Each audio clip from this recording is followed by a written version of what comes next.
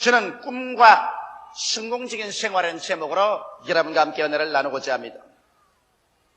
성경 마태복음 14장의 베드로의 체험담은 우리에게 놀라운 세계를 펼쳐줍니다. 예수님께서 광야에 나가셔 말씀을 증거하시고 난 다음 흑이증에 들은 남자 5,000명 수많은 부녀자들을 먹이시고 난 다음 해그름에 예수님이 친히 사람들을 해산해서 다 집으로 보내시고 난 다음 제자들을 독촉하셔서 배를 타고 갈릴리 호수를 건너가도록 하셨습니다. 제자들은 자기들끼리 가기를 원치 않냐고 머뭇머뭇하고 하시니 예수님께서 강제로 신속히 떠나도록 하시고 난 다음 예수님은 산에 올라가서 혼자 남아 기도하셨습니다. 제자들이 이제 어두워진 밤바다에 하늘의 별들을 바라보면서 열심으로 노를 지어갔는데 배가 바다 한가운데쯤 가시는 그만 별들이 다 사라지고 하늘에서 먹장구름이 덮고 바람이 거세게 불기 시작하고 파도가 일어서 아무리 노를 지어도 배가 전진을 하지 않기 때문에 그들은 심노하고 육체적으로 피곤하고 불안해지셨습니다. 급기야 밤 4경이 되었습니다. 허기증이 나고 춥고 지쳐버리는데 갑자기 저 바다 위에 파도를 따라서 희미한 물체가 하나 오르락 내리락 하면서 점저히 가차에 옵니다. 그렇지 않더라도 허기증이 나고 지치고 불안한 데다가 그만 그 유령 같은 물체가 배를 향하여 걸어온 것을 보자마자 일시에 제자들의 가슴은 얼어붙은 것이 뜻이 되고 마는 것입니다. 그들은 불안과 공포가 그들을 일시에 휘몰아쳤습니다. 왜? 여러분, 배를 타고 바다를 항행하는 사람들은 누구든지 바다에서 유령을 만나면 그 배가 파손된다는 징크스를 잘 알고 있습니다. 이러므로 이들이 탄 배가 갈릴리 바다에서 혼외를 당하고 있을 때 그 바다 위에 유령이 걸어온다는 것은 그들이 빠져 죽는다는 예시인 것입니다. 그래서 그들은 그만 아비규환의 절망에 취하셨습니다. 그럴 때 예수님께서 내니 두려워 말라 그렇게 말씀하셨습니다. 그 말씀을 듣자 베드로가 즉시로 예수인 것을 알아차리고 주여 주시어다 나로 명하사 물으러 오게 하소서. 그때 예수님께서 오라 말씀하시며 베드로는 고개를 들어 예수님을 쳐다봤습니다. 바다 위에 서 계시는 예수님, 그 예수님을 그는 있는 힘을 다해서 쳐다보았습니다. 곧장 베드로의 마음은 예수님 생각으로 꽉 들어찼습니다. 그 믿음도 예수님의 생각으로 꽉 들어차고 그는 삽시간에 바다와 파도를 보지 않았었습니다.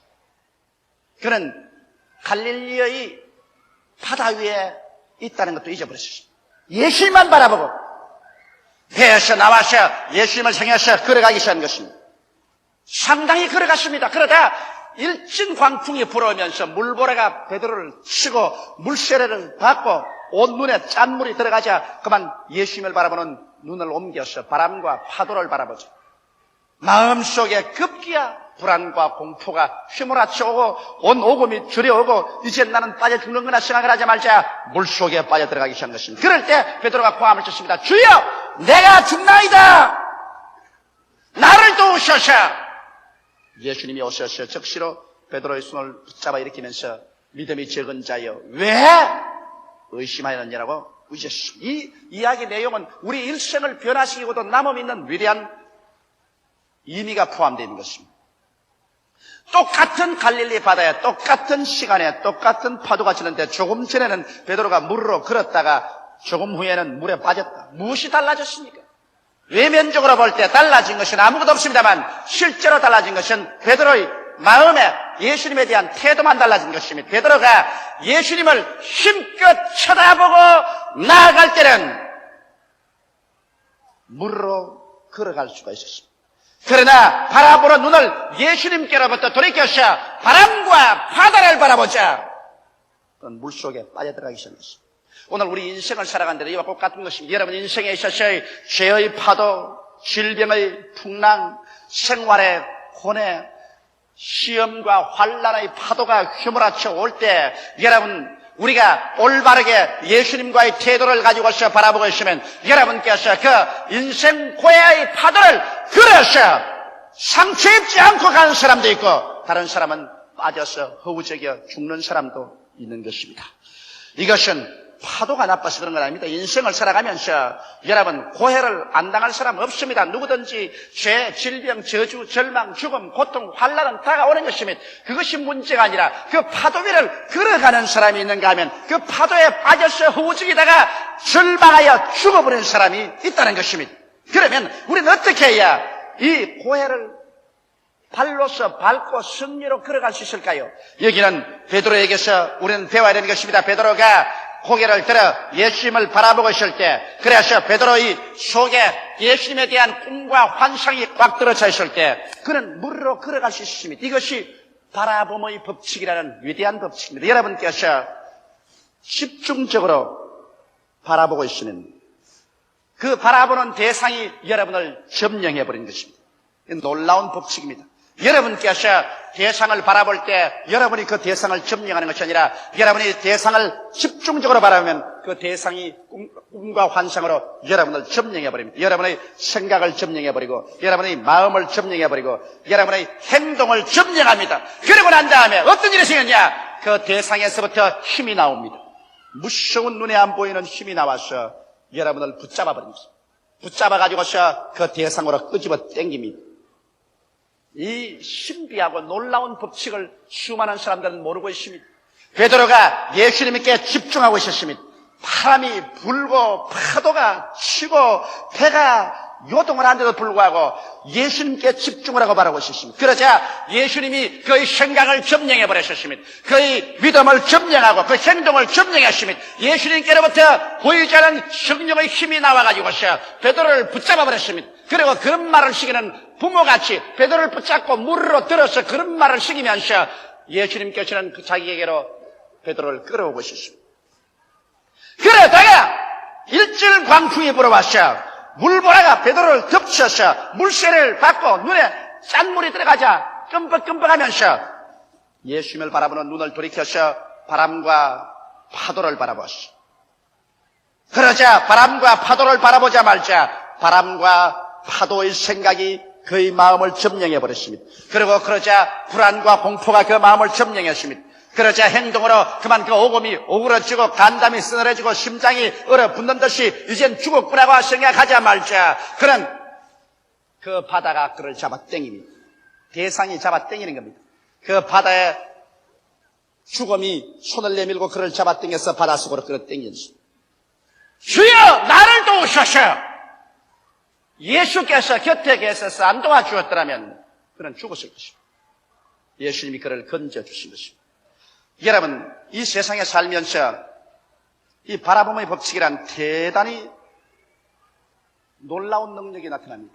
여러분과 내가 어떠한 대상을 집중적으로 바라보는지 바라보면 그것이 여러분을 점령해버립니다. 여러분의 생각을 점령하고 여러분의 소원을 점령하고 믿음을 점령하고 행동을 점령하고 그 바라보는 대상에서 눈에 안 보이는 만유 인력 같은 힘이 나와가지고서 여러분을 붙잡아서 자기에게로 끌고 갑니다.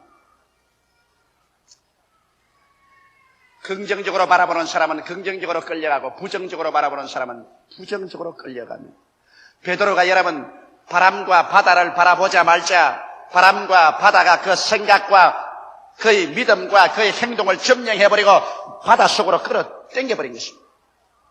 아담 보십시오. 아담이 선악과를 바라 안 보았으면 좋겠는데 선악과를 바라보자 선악과가 그를 생각을 점령해버리고 소원을 점령하고 믿음을 점령하고 행동을 점령하고 선악과에서 힘이 나와서 그들을 부여잡고서 격렬하게 끌어당겨서 그들은 어찌할 수 없이 선악과를 먹어버리고 마는 것입니다. 여러분 성경에는 말세 하나님께서 모든 역체에게 성령을 부어주리니 너희 젊은이들은 환상을 보고 늙은이들은 꿈을 꾸리라고 말한 것입니다. 바로 하나님 성령께서 여러분에게 꿈과 환상을 주시는 것은 꿈과 환상은 바로 성령의 팔이요. 여러분의 마음속에 꿈과 환상을 가지고 있으면 그것이 성령의 팔이 되어서 성령이 여러분을 잡고서 여러분을 그 꿈과 환상으로 끌어당겨가는 것입니다. 이것은 가장 신비하고 놀라운 체험인 것입니다. 저는 오랜 세월 동안 저희 교회에 대한 꿈과 환상을 가졌습니다. 10만이 되고 20만이 되고 30만이 되고 50만이 되는 꿈과 환상을 내 마음속에 영롱하게 가지고 있습니다. 내가 꿈과 환상을 가진 것이 아니라 삽시간에 그 꿈과 환상이 나를 점령해버리고 마는 것입니다. 50만 성도의 꿈이 나의 생각을 점령하고 내 소원을 점령해버리고 내 믿음을 점령해버리고 내 행동을 점령해버리고 그 50만 성도의 꿈이 눈에 안 보이는 성령의 팔을 내밀어서 나를 붙잡고서 기적적으로 50만으로 끌고 가는 것입니다. 그렇기 때문에 성경에 꿈이 없는 백성은 망한다고 하는 이유가 그게 있는 것입니다. 꿈이 없으면 새로운 세계로 점령도 안 되고 꿈이 없으면 나를 그 새로운 세계로 끌고 가는 신비한 힘도 나타나지 아니하는 것입니다. 우주 만유의 인력 법칙이 있습니다. 지구도 여러분 태양에 눈에 안 보이는 끈에 묶여 있습니다. 태양이 있으면 수성, 금성, 지구, 화성, 목성, 토성, 천왕성, 해왕성, 명왕성 이렇게 별들이 태양의 눈에 안 보이는 인력에 끌려가 있습니다. 오늘 이와 같이 여러분과 내가 꿈과 환상을 가지고 있으면 꿈과 환상 속에서 눈에 안 보이는 힘이 나와가지고서 여러분과 나를 점령하여 신기하고도 상상할 수 없는 능력으로 여러분과 나를 꿈과 환상으로 끌고 가고 있는 것입니다. 이렇기 때문에 여러분께서 나는 할 수 없다, 나는 못한다, 나는 안 된다, 나는 죽는다, 우리 남편은 나쁜 남편, 내 아내는 못난 여인, 우리 자식은 좋지 않다, 우리 부모는 좋지 않다, 이런 나쁜 꿈과 환상을 가지고 있으면 나쁜 꿈과 환상이 여러분의 생각과 소원과 믿음과 생활을 점령해버리고 나아가서 거기에서 나쁜 힘이 나와가지고서 여러분과 나로 하여금 점점 그 나쁜 데로 끌고 가는 것입니다. 꿈과 환상은 여러분 막연한 것 아닙니다. 꿈과 환상에서는 눈에 안 보이는 손이 나와가지고서 여러분을 붙잡아서 끌고 가는 것입니다. 베드로가 예수님의 물 위에 쓰이는 꿈과 환상을 바라보고 있을 동안에는 예수님 속에서 힘이 나와가지고서 베드로를 붙잡아 물으로 걸어오게 하고 예수님 가차이 오게 만들었을 것입니다. 그러므로 이제 우리는 남은 여생을 무엇을 바라보며 살아야 할까요? 무슨 꿈과 환상을 가지고 살아야 할까요? 여러분과 나는 하나님께서 흑암의 권세에서 건져내어 하나님의 사랑의 아들 나라로 옮겼기 때문에 여러분과 나의 푸른 초장과 실많은 시냇가는 십자가 밑인 것입니다. 그러므로 십자가 밑에서 우리들은 예수 그리스도를 바라보고 우리 위해서 고난당하신 예수 그리스도의 꿈과 환상으로 우리 마음에 채워놓고 살 때 여러분과 나는 부족함이 없는 삶을 살게 되는 것입니다. 여호와는 우리의 좋은 목자지만은 우리의 목장은 바로 십자가 밑에 있는 것입니다. 십자가를 떠나서 우리 예수 믿는 사람들의 푸른 초장과 실만한 물가는 절대로 없습니다. 그러므로 십자가 밑에서 첫째로 우리 위해서 죄를 짊으신 예수님을 힘차게 바라보아야 되는 것입니다. 예수님께서는 가시관 서시고 양손과 양발에 대못이 박히시고 옆구리에 창을 받아 물과 피를 다 쏟으시고 우리의 과거의 죄, 현재의 죄, 미래의 죄를 주님 짊어지시고 주께서 십자가에서 청산하셔서 깨끗하게 해버렸기 때문에 우리가 예수 그리스도의 그 위대한 모습을 우리가 환상으로 바라보고 있을 때 우리의 생각이 용서의 생각으로 점령해지고 우리의 마음속에 그 용서가 믿음으로 점령하고 그리고 우리의 행동이 용서받은 사람으로 행동하게 되고 그 예수 그리스도의 십자가에서 힘이 나와가지고서 여러분과 나를 신기하게 붙잡아서 죄악의 파도에 빠지지 아니하고 죄의 파도를 짓밟고서 의와 거룩함으로 배워나가는 삶을 살 수 있는 힘이 나와서 이끌어가 주는 것입니다. 여러분께서 십자가에서 우리 위해서 대속한 예수 그리스도를 바라보고 있는 이상 그 바라봄의 법칙을 통해서 거기에서 나오는 위대한 힘과 능력이 여러분과 나를 용서와 의와 거룩함으로 끌고 가는 것입니다. 둘째로 우리가 바라봐야 될 것은 우리를 치료하는 예수님을 바라봐야 됩니다. 예수님은 치료자입니다. 예수님께서는 우리 용사함과 같이 우리를 치료하시는 분인 것입니다. 예수님 그 자체가 바로 치료자이기 때문에 예수님과 치료를 분리시킬 수가 없는 것입니다. 예수님 우리 영을 치료하고 마음을 치료하시고 육체를 치료하시고 우리 생활과 가정을 치료하시는 것입니다. 예수님 속에는 조화가 각도로 차고 치료는 파괴와 무질서이기 때문에 예수님 계신 곳에 파괴와 무질서가 다 떠나가 버리고 마는 것입니다. 이러므로 예수님께서 친히 우리의 양식을 담당하시고 병을 짊어지셨으며 제가 채찍에 맞음으로 우리가 나음을 받았으므로 오늘 예수 그리스도의 덩어리에는 지금도 채축 자국이 그대로 영롱하게 남아있는 것입니다. 우리가 여러분 꿈과 환상으로 우리를 치료하시고 채찍에 맞으신 예수님을 힘차게 바라보면 비록 내가 질병의 파도에 휩싸여 있을지라도 나를 치료하는 예수님, 채찍에 맞으신 예수님을 힘차게 바라보고 있으면 치료의 생각이 나를 점령해버리고 그 꿈과 환상이 내 생각을 점령하고 내 믿음을 점령하고 내 감정을 점령하고 내 행위를 점령하고 그 꿈과 환상에서부터 치료의 손이 나와가지고 그 위대한 치료의 힘이 여러분과 나를 붙잡아서 질병에서 치료로 끌고 가는 것입니다. 하루하루 계속해서 눈에 안 보이는 힘이 나타나셔 여러분과 나를 질병의 그 소굴에서 부여잡고서 바라보고 있는 그 치료로 끌고 가는 것입니다. 꿈과 환상은 자기 있는 곳으로 끌고 갑니다. 위대한 힘이 꿈과 환상에서 나와서 점령해서 여러분을 끌고 가기 때문에 꿈과 환상을 가지고 있는 사람은 점점 새로운 세계로 끌려가게 되는 것입니다. 셋째로 우리는 어떤 꿈과 환상을 꿀까요? 우리는 저주와 환난과 고난과 가시와 응격기 속에서 그 꿈만 바라보고 살까요? 그렇지 않습니다. 예수님께서는 모든 삶의 근원이 되십니다.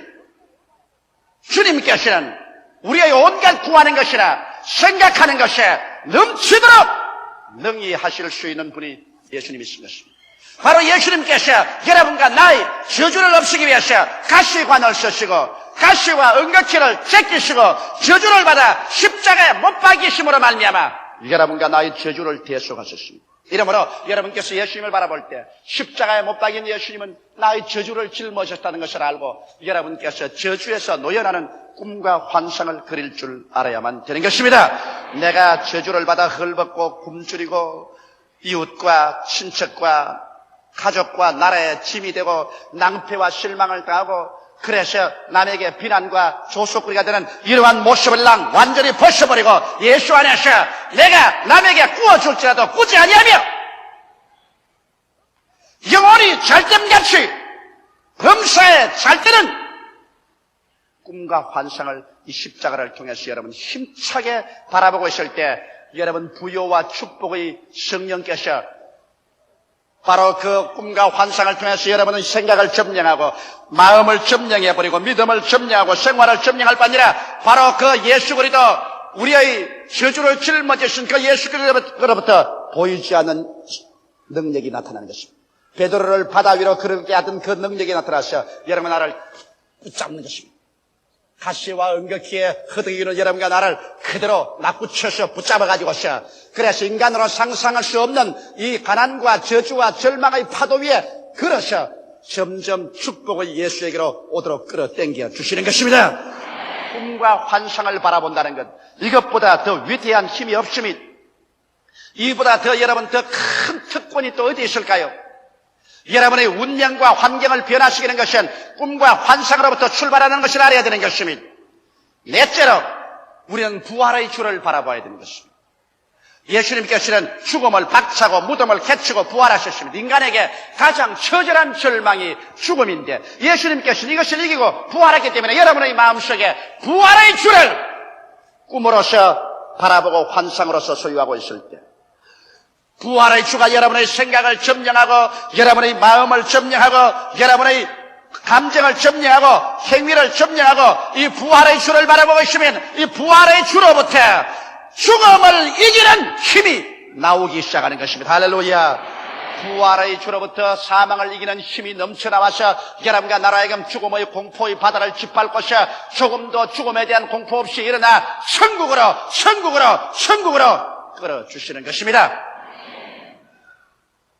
어린애기를 잉태하지 않은 엄마가 아기를 낳기 위해서 아무리 진땀을 흘려도 아기를 낳을 수가 없습니다. 그는 어린애기를 잉태하지 않았기 때문인 것입니다. 꿈과 환상을 갖지 않은 사람이 새로운 세계를 창조하고 더 나은 내일을 만들어내려고 아무리 애를 쓰고 힘을 써도 내일은 없습니다. 왜? 여러분 내일을 창조하는 힘이 바로 꿈과 환상이 여러분의 마음을 점령하고 생각을 점령하고 감정을 점령하고 행동을 점령할 때 내일을 산출하는 힘은 꿈과 환상에서 보이지 않는 손이 나와가지고서 여러분을 부여잡고 꿈과 환상 그 내일을 향해서 끌어가는 것입니다. 이러므로 말미암아 여러분이 꿈꾸던 그것이 이루어지고 여러분이 환상으로 그려보던 그것이 이루어지는 것입니다. 그럼 우리는 어떻게 해야 될까요? 여러분, 아브라함이 애굽에서 나올 때 주님께서 아브라함에게 말하기를, 아브라함아, 내 눈을 들어 동서남북을 바라보라.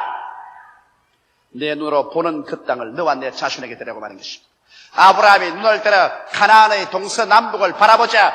여러분, 그 바라보는 대상인 꿈과 환상이 아브라함의 생각을 점령하고 믿음을 점령하고 아브라함의 행위를 점령했었습니다. 그 꿈과 환상에서 무서운 힘이 나와가지고서 아브라함으로 하여금 가나안 땅을 점령하도록 이끌어간 것입니다. 오늘날 여러분과 나에게도 가나안 땅이 있습니다. 여러분과 나의 가나안 땅은 여기에 창세기부터 요한계시록까지 성경의 말씀인 것입니다. 이 성경 속에 젖과 꿀이 흐르고 있습니다. 여기에 영혼이 잘됨같이 범사에 잘되며 강건하고 생명을 얻되 넘치게 얻는 젖과 꿀이 흐르고 있는 것입니다. 오늘날 사람들은 이 성경 말씀을 등한히 여기고 있습니다. 성경 말씀을 그저 윤리나 도덕적이나 철학이나 율법적으로 알고 있는 것입니다. 성경을 통해서 하나님께서는 여러분과 나에게 더 낫고 위대한 삶을 주는 꿈과 환상을 만들 수 있는 약속을 허락해 주고 있는 것입니다. 여러분, 위대한 약속이 없이는 위대한 꿈을 꿀 수가 없습니다. 아무도 약속해 주지 않는데 내가 무슨 꿈을 꿀 수 있단 말인 것입니까? 여러분께서 하나님 말씀을 기도하고 읽음으로 말미암아 그 속에 있는 위대한 말씀들을 여러분이 취해서 이것으로서 여러분의 가슴 속에 영롱한 꿈과 환상을 그리십시오. 내가 믿을 수 있는 한도 내에서 가장 크고 위대한 꿈과 환상을 그리십시오.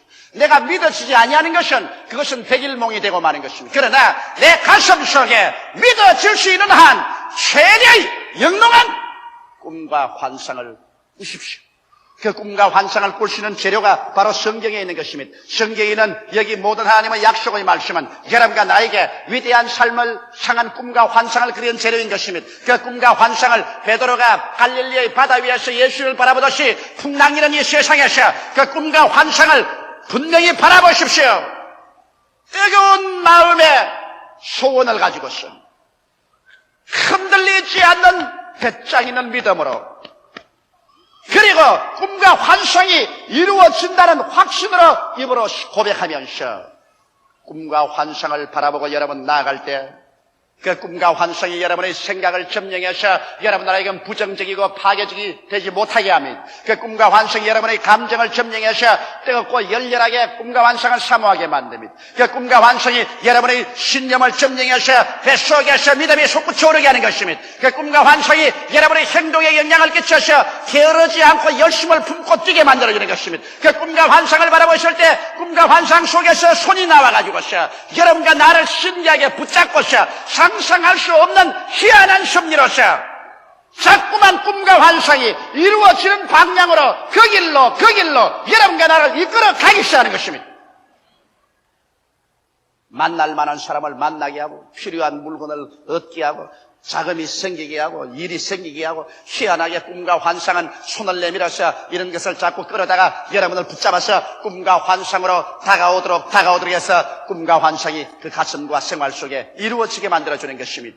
예수님께서는 초라하게 짝이 없는 12제자들을 보시고 난 다음 위대한 꿈과 환상을 그들 가슴 속에 넣어주신 것입니다. 예수님은 그들에게 라디오도 텔레비도 주시지 않았습니다. 기선도 자동차도 비행기도 주시지 않았습니다. 초라한 12명의 어부들과 세리들을 모아놓고 난 다음 주님께서는 꿈과 환상을 주셨습니다. 너희는 온 천하에 다니며 만민에게 복음을 전가하라. 천하와 만민이라는 어마어마한 꿈을 주셨습니다. 그러고 난 다음에 주님께서 오순절날에 너희가 성령을 받으면 권능을 얻고 예루살렘과 온 유대와 사마리아와 땅끝까지 이르러 내 증인이 되리라. 그래서 예수님의 제자들의 마음속의 꿈은 땅끝까지 세계가 그들의 꿈이었습니다. 제자들은 그 꿈을 꾸었습니다. 그들은 오늘은 예루살렘, 내일은 유대, 다음 날은 사마리아, 그 다음은 세상 끝을 꿈꾸었습니다. 그들의 꿈이 마음속에 이글이글 타고 있는 이상 그 꿈이 그들의 생각을 점령하고 마음을 점령하고 믿음을 점령하고 행동을 점령했으며 그 꿈에서 눈에 안 보이는 능력이 나와서 세계로 땅끝까지 기이하게 복음을 끌고 나가서 오늘날 온 천하가 예수 그리스도의 복음을 들을 수 있도록 만들어버리고 마는 것입니다. 여러분, 우리 교회는 꿈꾸는 교회입니다. 우리 교회는 우리 시우를 보고만 하는 것만 꿈을 꾸고 있지 않습니다. 이 예루살렘에서 우리 한국 전역 유대로, 그 다음 일본으로, 온 동북 동남아로, 사마리아로, 그 다음에는 북남미 구라파 전 대양주로, 세계로 우리는 꿈을 꾸고 있습니다. 그 꿈 같은 소리 하지 마라. 그렇지 않습니다. 꿈을 잉태하고 영롱한 꿈을 지키는 사람은 그 꿈이 우리를 점령해버립니다. 우리 순복음 중앙교회는 땅끝까지 복음 전가하는 꿈이 우리를 점령해버렸습니다. 우리의 생각을 점령하고 우리의 소원을 점령하고 우리의 신념을 점령해버리고 우리의 전 행동이 땅끝까지 복음 전가를 향해서 점령당하고 있습니다. 그리고 그 꿈에서 신기한 힘이 나와서 우리는 선교사를 보내고 라디오 방송을 하고 텔레비를 통해서 복음을 전가하고 문서 출판을 하고 온갖 힘을 다해서 땅끝까지 세계 만방에 복음을 전하고 있는 것입니다. 할렐루야. 그러므로 오늘 여러분의 가슴 속에 무슨 꿈을 꾸고 있는가? 이것이 내일 여러분이 어떠한 인생을 체험하게 되며 어떠한 삶을 창조해낼 수 있는가 보증이 되는 것입니다. 여러분과 나는 아무 꿈도 안 꾸면 제자리 걸음하고 후퇴합니다. 부정적인 꿈을 꾸면 파괴의 힘이 나와서 덕질 당하고 죽임을 당하고 멸망을 당합니다. 그러나 예수 그리스도 십자가 대속의 꿈을 꾸고 하나님 말씀으로 말미암아 여러분 삼박자 축복의 꿈을 꾸고 내일은 오늘보다 다음 달은 금번달보다 내일은 금년 내년은 금년보다 나아진 꿈을 꿀 때 그 꿈으로 여러분은 잡혀서 꿈에서 나온 힘에 의해서 이끌려가게 될 것입니다. 기도드리겠습니다. 살아계신 우리 하나님 아버지, 사람들은 꿈이 얼마나 무서운 것을 모르고 있습니다. 바라보는 것이 얼마나 무섭게 자기의 전 생각과 소원과 믿음과 생활을 점령해버리고 그곳에서 힘이 나와서 우리를 그곳으로 끌고 간다는 사실을 모르고 있습니다. 내 아버지 하나님이 선악간의 새로운 삶은 꿈에서부터 끌려온다는 것을 알게 하여 주옵소서. 우리가 마음속에 무엇을 꿈꿀 것인가, 이것이 우리가 내일 어떠한 사람으로서 산출되어 나올 것인가를 결정짓는 것을 알고 내 아버지 하나님이여 십자가 밑에서 그리스도를 바라보고 용서와 치료와 축복과 부활의 꿈을 꾸게 하여 주시옵시고 성경의 말씀에 기록된 위대한 약속을 통해서 위대한 삶을 꿈꾸게 하여 주옵소서. 꿈이 잉태한 사람은 승리의 자녀를 낳을 수 있다는 것을 알게 하여 주옵소서. 예수님 이름 받들어 기도하옵나이다. 아멘.